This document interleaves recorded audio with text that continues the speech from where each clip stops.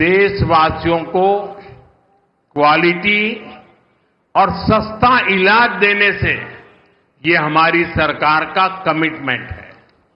आप देखिए, आयुष्मान योजना के तहत तमिलनाडु में 1 करोड़ से ज्यादा ट्रीटमेंट हो चुके हैं।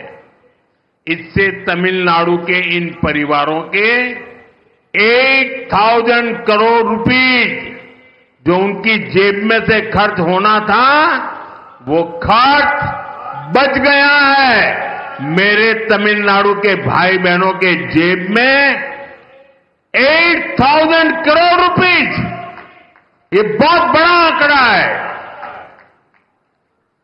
நண்பர்களே, நாட்டு மக்களுக்கு தரமான மற்றும் விலை மலிவான சிகிச்சை அளிக்கும் விஷயத்தில் நமது அரசாங்கம் அர்ப்பணிப்போடு செயல்கள் புரிந்து வருகின்றது.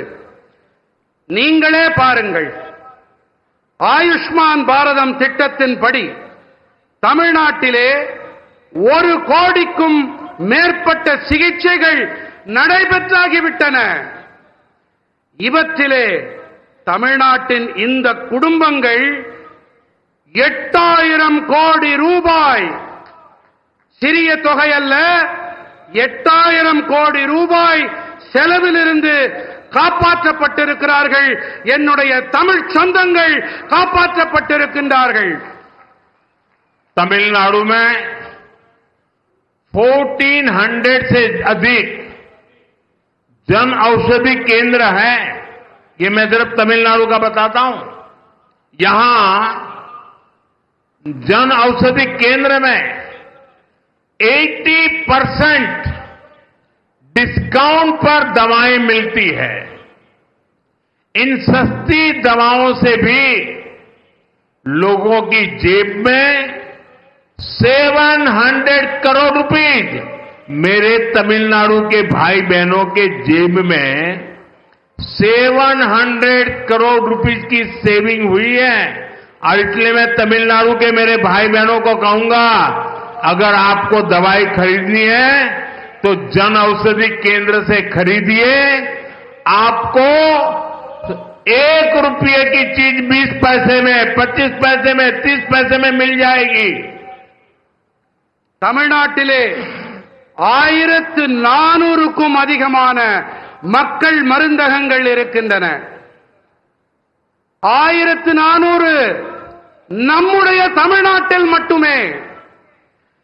இங்கே 80% வரையிலான தள்ளுபடி விலையிலே மருந்துகள் கிடைக்கின்றன. இந்த மலிவு விலை மருந்துகளாலும் கூட மக்களுக்கு 700 கோடி ரூபாய் சேமிப்பு ஏற்பட்டிருக்கிறது.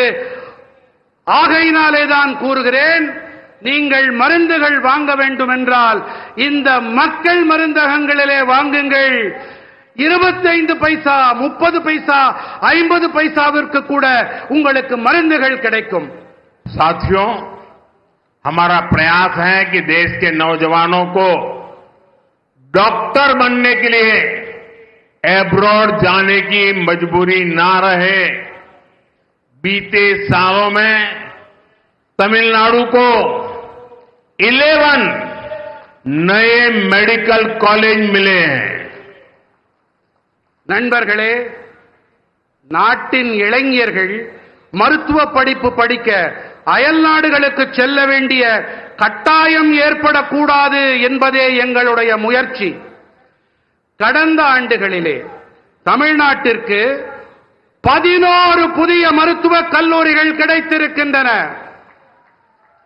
साथियों, देश भर में कई राज्यों ने मातृभाषा में डॉक्टरी की शिक्षा आरंभ की है. अब गरीब से गरीब मां का बेटा बेटी भी जिसने अंग्रेजी नहीं पढ़ी है वो भी डॉक्टर बन सकते हैं. मैं भी तमिलनाडु सरकार से आग्रह करूंगा कि वे तमिल भाषा में डॉक्टरी के कोर्सेज चालू करें ताकि गरीब मां के बेटे बेटी भी डॉक्टर बन सके.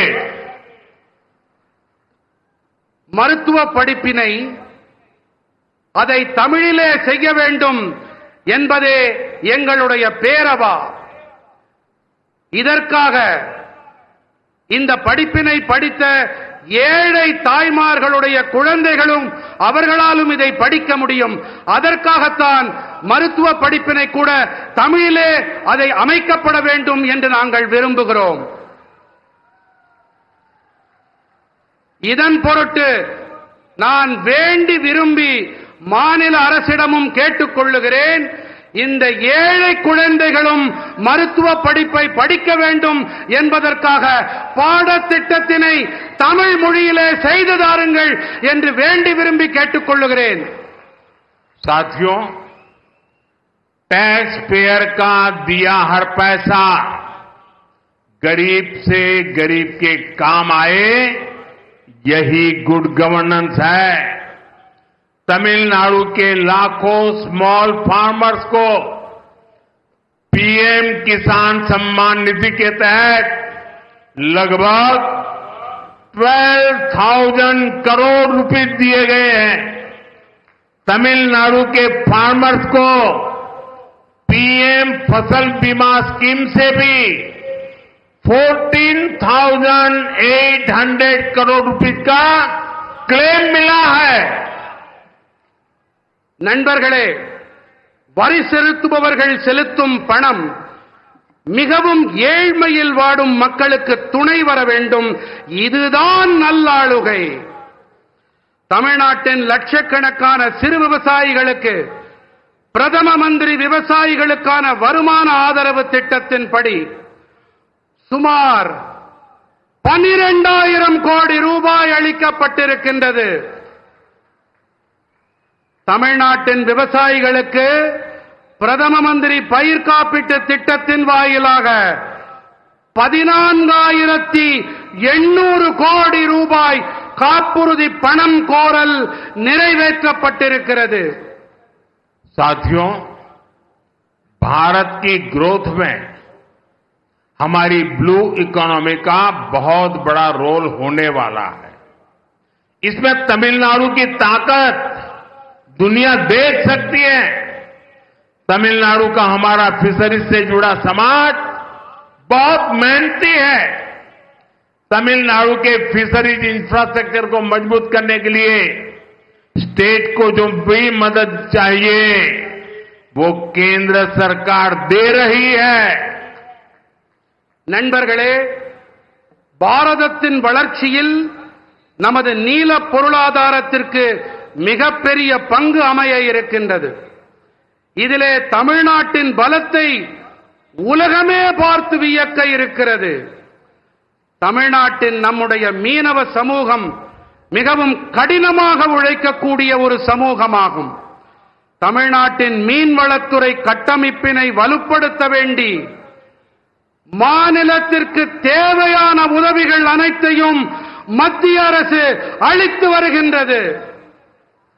पिछले 5 साल में पीएम मत्स्य संपदा स्कीम के तहत भी तमिलनाडु को करोड़ों रुपए मिले हैं. हमारी कोशिश यही है कि मछुआरों को ज्यादा फैसिलिटीज मिले, आधुनिक सुविधाएं मिले, चाहे सीवीड पार्क हो या फिर फिशिंग हार्बर और लैंडिंग सेंटर हो. केंद्र सरकार यहां सैकड़ों करोड़ रुपए इन्वेस्ट कर रही है. கடந்த 5 ஆண்டுகளிலே பிரதம மந்திரி மீன்வள திட்டங்களின்படி தமிழ்நாட்டிற்கு கோடிக்கணக்கான ரூபாய் நிதியாக வழங்கப்பட்டிருக்கிறது. அதிகபட்ச நவீன வசதிகள் நமது மீனவர்களுக்கு வழங்கப்பட வேண்டும் என்பதே நம்முடைய முயற்சியாக இருக்கிறது. அது கடற்பாசி பூங்காவாகட்டும், மீன்பிடி துறைமுகமாகட்டும், படகுத்துறையாகட்டும், மத்திய அரசு இங்கே பல நூற்றுக்கணக்கான கோடி ரூபாயை முதலீடு செய்து வருகின்றது. हमें